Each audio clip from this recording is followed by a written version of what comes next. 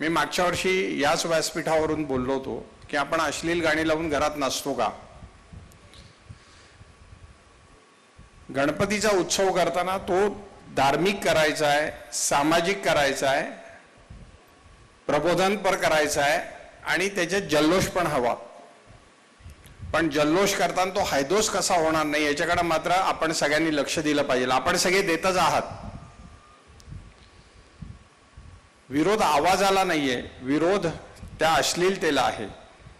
आपण घरात गणपतीची आरती झाल्यानंतर डीजे लावून नाचतो का, तर आपण घरात कोणी नाचत नाही. मग आपल्या सार्वजनिक गणेशोत्सवाच्या बाप्पासमोर आपण असा नाच का करतो. संपूर्ण महाराष्ट्राला नाही दिशा दिली, संपूर्ण देशाला दिशा देण्याचं एक मनामध्ये स्वप्न घेणारी गणपती मंडळ कुठे असतील तर या हिंदुस्थानमध्ये सगळ्यात जास्त गणपती मंडळ या पुणे शहरामध्ये आपल्याला पाहायला मिळतील, जी देशाला दिशा देण्यासाठी काम करतात. टिळकांचं उदाहरण घेतलं, लोकमान्य टिळक. आज 3 उत्सव आहेत त्या राज्यामध्ये ज्या राज्याच्या जनप्रवाहामध्ये सामील झालेले आहेत. तो उत्सव आमचा आम्हाला वाटतो, ते कारुण्य, ते संवेदना, तो विरह जातानाचा. बाप्पा ज्यावेळी आपण त्याला शेवटचा निरोप द्यायला जातो त्यावेळी अशी दादांनी मगाशी व्यक्त केली ती भावना मी सांगतो. ती गाणी कशासाठी हवी आहे, तो डीजे कशासाठी हवाय. बरं, ती आपण पाहतो ना, एक समोर एक गाडी असते कार्यकर्त्यांची, मध्ये एक गाडी असते त्यांच्या खानपानाची, त्याच्या मागे गाडी असते वाद्यांची, त्याच्या मागे गाडी असते बॅटरी जनरेटरची आणि त्याच्या मागे बाप्पा असतो. बाप्पा सगळ्यात शेवटी, आम्ही सगळ्यात पुढे. हे आपल्याला बदलावं लागेल. आणि आमदार श्री हेमंतभाऊ रासने साहेबांची हे आग्रह होती, हे विनंती होती की निर्बंध मुक्त गणपती उत्सव असायला पाहिजे. 100% ते निर्बंध मुक्तच राहणार आहे. यामध्ये पोलीस आणि प्रशासनाकडून कोणताही प्रकारचे निर्बंध एकतर्फी लावण्यात येणार नाही, हे मी आपल्याला सर्वप्रथम गवाही देऊ इच्छितो. जे काही आपली परवानगी मागच्या वर्षीची होती ती परवानगी यावर्षी पण कायम राहील. भयमुक्त 100% भयमुक्तच गणपती राहतील. उत्सव मध्ये कोणी मध्ये आला आणि कायदा सुव्यवस्थाचे प्रश्न निर्माण करण्याचे किंवा गुन्हेगारी किंवा महिलाचे सुरक्षावर विपरीत असे परिणाम होईल किंवा दारू पिऊन काही सामाजिक शांत सुव्यवस्था बाधित करण्याचे कोणी प्रयत्न करतील, त्याचे सर्वांचे अशा गुन्हेगार कृत्यावर आपले सोबत मिळून आपले सहकार्य घेऊन अशा प्रकारचे लोकांना आज जोरात पोलीस विभागाकडून कारवाई होईल.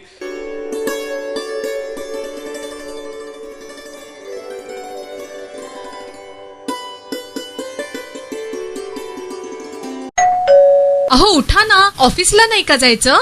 अगं मला आज फ्रेशच वाटत नाही, काही करायची इच्छाच नाही. अहो मग तुम्ही आजपासूनच न्यू युनायटेड फार्मसीचे गुड मॉर्निंग चूर्ण घेणं सुरू करा. अपचन, मलावरोध, बद्धकोष्ठ, आम्लपित्त आणि पोटाच्या तक्रारींवर खात्रीशीर आयुर्वेदिक उपाय. गुड मॉर्निंग चूर्ण. 35 वर्षांपासून सगळ्यांच्या पसंतीचे गुड मॉर्निंग चूर्ण औषधांच्या प्रत्येक दुकानात मिळते.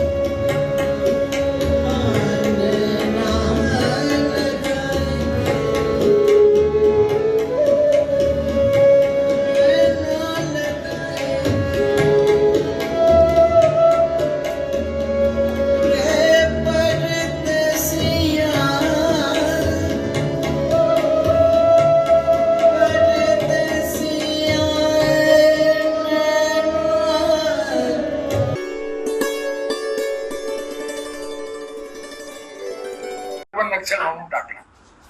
म्हणजे राणे नावाचा मंत्री रोज विभाजन करणार हिंदू मुस्लिम, रोज शिवीगाळ करणारे लोकांना तुम्ही उचलून विधान परिषदेला आणता. म्हणजे तुम्ही पिकअप कोणाला करताय? समाजाच्या प्रतिष्ठा कोणाला देताय? सत्ता, संपत्ती आणि प्रतिष्ठा एका विशिष्ट लोकांना देतायत आणि त्याच्यातून हा विभाजनवाद वाढतो. धनगर मराठ्यांच्या विरोधी, मराठा माळ्यांच्या विरोधी परिषदा घेत आहेत. अहमदनगरचं नाव अहिल्यानगर ठेवलं, काही गरज नव्हती, धनगर मता करता केली. तर रोज विभाजन करायचं. हिंदूंनी मुसलमानांचा द्वेष करायचा, महाराजांनी मराठ्यांचा द्वेष करायचा, मातंगांनी महाराजांचा करायचा. तर हे राजकारण थांबलं पाहिजे. हा याचा एक लॉंग टर्म उपाय आहे. पण तातडीने याचा निषेध दाखवला आपण तर जनमताचं एक असं जसं आता मराठीच्या जोडीला हिंदी लागायची होती मातृभाषा असल्यासारखी प्राथमिक शाळेत, तर लोक रस्त्यावर आले आणि तो थांबलं. तर तत्काळ म्हणून एक काही औषध उपाययोजना आहे आणि एक दूरवरची म्हणून औषध योजना आहे. तर त्यामध्ये जसं लोकांचा प्रतिसाद मिळेल तसं आम्ही पुढे जात राहू एवढं देतो. आम्ही ही जबाबदारी घेतलेली आहे कारण आम्ही त्या मंदिरात जाऊन आलेलो, त्या ठिकाणचं वातावरण अनुभवून आलेलो लोक आहोत आणि आम्ही लोकांना मृतवत होऊ देणार नाही याची जबाबदारी घेतो.